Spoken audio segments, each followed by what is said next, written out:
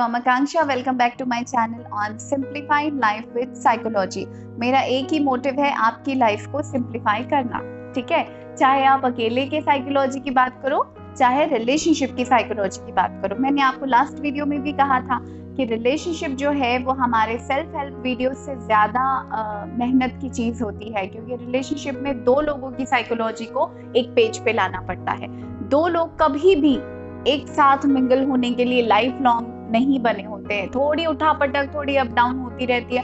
Actually उसी को कहते हैं लाइफ। अगर आपके बोले अनुसार एक इंसान पूरी देर चलता रहेगा तो वो मजा भी नहीं है और वो लर्निंग भी नहीं है लाइफ में, राइट? तो आज का जो टॉपिक है उसमें पहले मैं आपको बताने वाली हूँ ऐसी 4 चीजें जो रिलेशनशिप को खराब करती हैं। खराब है, मान लो आर्ग्यूमेंट हो रहा है, किसी चीज में हमारा डिसएग्रीमेंट चल रहा है और हमने ये 4 में से अगर एक भी चीज कर ली ना तो रिलेशन बहुत गंदे से डिटेरियोरेट हो जाता है, बहुत बुरी कदर। ठीक है, सो हम कहने के लिए कहते हैं कि रिलेशनशिप में वैल्यू देना चाहिए, रिस्पेक्ट देना चाहिए, बट कभी कभी हमको खुद से क्वेश्चन करने पड़ते हैं लाइफ में कि हम कहाँ स्टैंड करते हैं। लाइक हम सिर्फ एक्सपेक्ट कर रहे हैं कि हमारा अपना इनपुट भी हम वहां पर दे रहे हैं, राइट? सो मैं जब भी रिलेशनशिप काउंसलिंग करती हूँ, मेरे अपने कुछ क्वेश्चनायर्स होते हैं, कुछ टेस्ट होते हैं, कुछ टास्क होते हैं, वो मुझे देने पड़ते हैं। मैं आपको सारा कुछ वीडियो में नहीं बता सकती हूँ, बट एक जनरल फॉर्म में जो होती है, मान लो ये आपके ऊपर अगर बीत रही है तो आप इसको इस वीडियो के थ्रू एटलीस्ट आप कनेक्ट कर सकते हो कि हाँ ये चीज है और इसको इस तरह से ठीक किया जा सकता है। तो पहले मैं बताने वाली हूँ आपको 4 ऐसी चीजें जो फर्स्ट और सेकेंड लेवल पे आपका रिलेशन अगर अभी फिलहाल खराब चल रहा है और आपने 4 में से कोई एक चीज, 2 चीज अगर करी अपने लाइफ में, अपने रिलेशनशिप में, तो गारंटी है कि वो बहुत खराब तरीके से बिगड़ जाएगा। ठीक है, तो उसको स्टेप बैक करके खराब जो चीज चल रही है उसको वापस अच्छा बनाने के लिए क्या करना है उसके बारे में बात करेंगे। और उसके बाद 2 ऐसे छोटे छोटे सिंपल टिप्स जो मेहनत के हैं वो मैं आपको देने वाली हूँ, जिससे शर्तिया तौर पे आपका रिलेशनशिप बिल्कुल परफेक्ट हो जाएगा और आपकी लड़ाइयाँ नहीं होंगी। इसकी मेरी गारंटी, आपकी लड़ाइयाँ नहीं होंगी। अगर ये 2 चीज आप कर रहे हो और फिर भी कह रहे हो, लड़ रहे हो, तो अपने पार्टनर को बोलो मुझसे बात करे। मैं अपने तरफ से उसको फ्री काउंसलिंग देना चाहती हूँ कि वो भगवान इंसान है। ठीक है, अगर ये 2 इतनी अच्छी चीजें करने के बावजूद आपका झगड़ा हो रहा है तो आपके स्पाउस को मेरी तरफ से फ्री काउंसलिंग। ठीक है, अभी यहाँ पे वीडियो में कह रही हूँ मैं, पूरे नेशन सुन सकता है। अच्छा, तो जोक्स अपार्ट, हम यहाँ पे बात कर रहे हैं 4 उन चीजों की जो आपके रिलेशनशिप को खराब कर सकती हैं। उसको जॉन गॉटमैन एक अमेरिकन रिसर्चर हैं, उनका पूरा इंस्टीट्यूट चलता है रिलेशनशिप की लर्निंग्स और रिसर्च के लिए। सो उन्होंने इसको नाम दिया है 4 हॉर्समैन ऑफ एपोकलिप्स। ठीक है, 4 चीजें जो आपके रिलेशनशिप को पूरी तरीके से खराब कर सकती है, जो नहीं करनी चाहिए। Point number 1, criticism. टॉपिक कुछ और चल रहा है और आप लेकर के पास्ट और पुरानी चीजें और पूरा कैरेक्टर के ऊपर पे, पूरे उसकी पर्सनालिटी के ऊपर पे बैठ के क्रिटिसिज्म अगर करने लगोगे तो चीजें और ज्यादा बिगड़ जाती हैं। ठीक है, सो टॉपिक को वहीं रहने दो, उस सब्जेक्ट को वहीं रहने दो, उसको और ज्यादा डिरेल करके उसके क्रिटिसिज्म तक मत पहुंचाओ। दूसरी चीज होती है डिफेंसिवनेस, यानी कि लाइक आप पे कोई ब्लेम लगा रहा है, आपको अपना पक्ष साफ करके रखना है, तो आप इतना जोर लगाते हो अपना डिफेंस रखने के लिए कि कभी कभी होता है कि सामने वाला ज्यादा ब्लेम करता है और कभी कभी ये भी होता है कि सामने वाला इतना ज्यादा डिफेंस करता है कि फिर अगला बोलना ही बंद कर देता है कि इसको तो हर बात पे बोलना है, मैंने तो इसलिए किया था क्योंकि, मैंने तो इसलिए किया था क्योंकि। तो ये जो डिफेंस वाली चीज होती है ना, अपने आप को बचाने वाली, ये जब कोई बहुत ज्यादा करता है ना तो लोग उससे शेयर करना ही बंद कर देते हैं कि प्रॉब्लम कहाँ पे है। ठीक है, ये नहीं करना चाहिए। तीसरी चीज होती है कंटेम्प्ट, यानी सामने वाले को वैल्यू ही नहीं देना, उसको रिस्पेक्ट ही नहीं करना, सोचना कि ये इस चीज के लायक ही नहीं है। ठीक है, तो आप कोई नहीं हो ये डिसाइड करने वाले कि उसको रिस्पेक्ट मिलनी चाहिए या नहीं। ठीक है, अपनी तरफ से अगर वो आप रिलेशनशिप में, मैं मैरिज रिलेशन की बात कर रही हूँ जहाँ पे दोनों बंदे इक्वल होते हैं, तो you are no one to decide कि उसको रिस्पेक्ट देनी है कि नहीं। हर एक ह्यूमन बीइंग, हर एक एंटाइटी जो इस दुनिया में आया है वो रिस्पेक्ट के लायक है। तो आप अपने साइड से उसको क्रिटिसाइज करके, उसके लिए डिफेंस मैकेनिज्म तैयार करके उसको कंटेम्प्ट करने की कोशिश मत करो, आप रिलेशनशिप को और खराब कर लोगे। ठीक है, चौथी चीज होती है स्टोन वॉलिंग। अब बात हो गई, एक बार झगड़ा हो गया, बात हीट टॉक तक पहुंच गई, अब मुझे बात ही नहीं करनी है, स्टोन वॉलिंग कर लिया, मैंने रूम वूम बंद कर लिया, मुझे बात ही नहीं करनी उस बारे में। तो जब मैं बात ही नहीं कर रही हूँ, जब मैं सामने ही नहीं आ रही हूँ, जब मैं फेस टू फेस हो ही नहीं रही हूँ उस चीज के लिए, तो वो अपने आप तो नहीं सुधरेगी ना। What I am thinking in my mind. इतना बचपना रिलेशनशिप में, शादीशुदा लाइफ में बहुत खराब होता है। स्टोन वॉलिंग यानी कोप भवन में जाना, जैसा माइथोलॉजी में बोला जाता है ना, कोप भवन में जाना, तो ये मैरिड कपल के लिए बहुत खराब चीज होती है। वो जितना ज्यादा बैठ के अपनी बातें बोल पाएंगे, जितना फ्रीली वो एक दूसरे के साथ कॉन्वर्सेशन कर पाएंगे, कम्युनिकेशन जितना स्मूथ होगा, उतनी चीजें सॉल्व होती हैं। मन के अंदर रख के स्टोन वॉलिंग करके आप कहीं नहीं पहुंच पाओगे, आप चीजें बिगाड़ लोगे। ठीक है, तो 4 चीजें जो नहीं करनी है रिलेशनशिप में कभी भी, that is criticism, defensiveness, contempt और स्टोन वॉलिंग। ये 4 नहीं करनी है।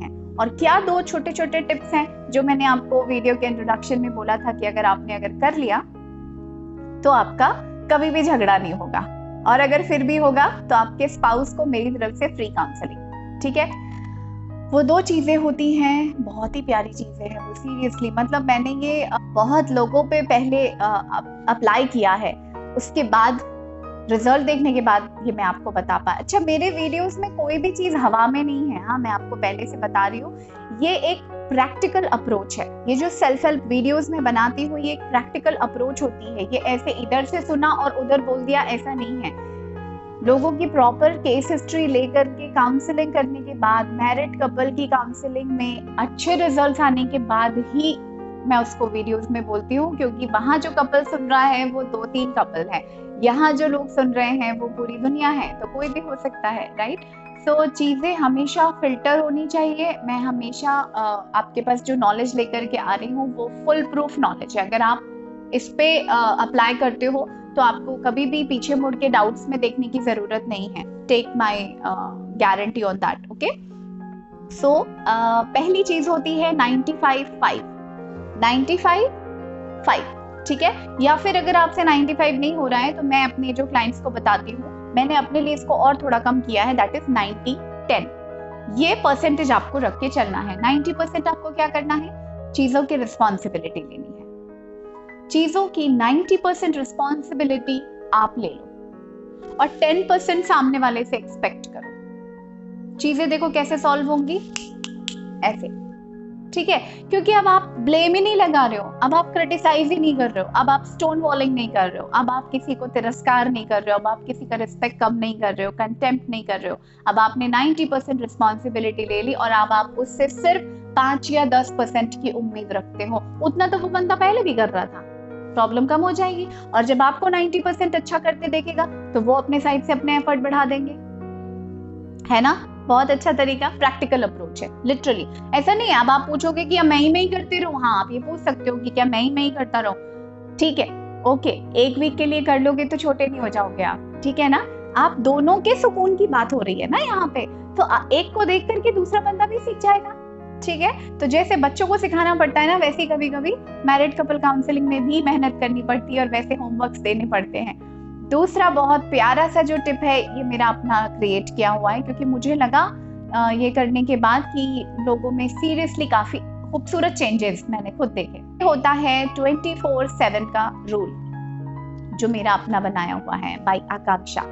24/7 का जो रूल है वो ये कहता है कि आप 24 चीजें निकालो जिसके लिए आप ग्रेटफुल हो, आप थैंक्स कहते हो।